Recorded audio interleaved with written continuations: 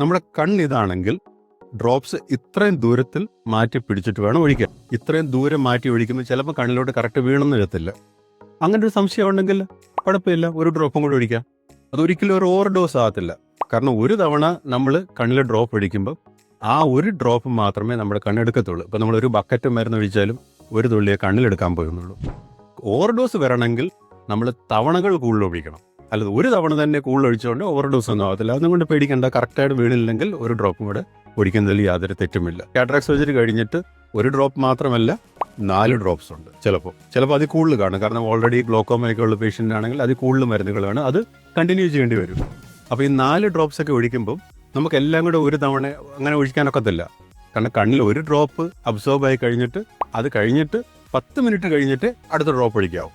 അതുകൊണ്ട് 10 minute 2 drop തമ്മിൽ വളരെ നിർബന്ധമായിട്ട് പാലിക്കേണ്ട ഒരു കാര്യമാണ്. ഇല്ലെങ്കിൽ 2 ഡ്രോപ്പിൻ്റെയും അബ്സോർപ്ഷൻ കുറവായിരിക്കും. നമ്മൾ ഉദ്ദേശിക്കുന്ന എഫക്റ്റ് കിട്ടത്തേയില്ല.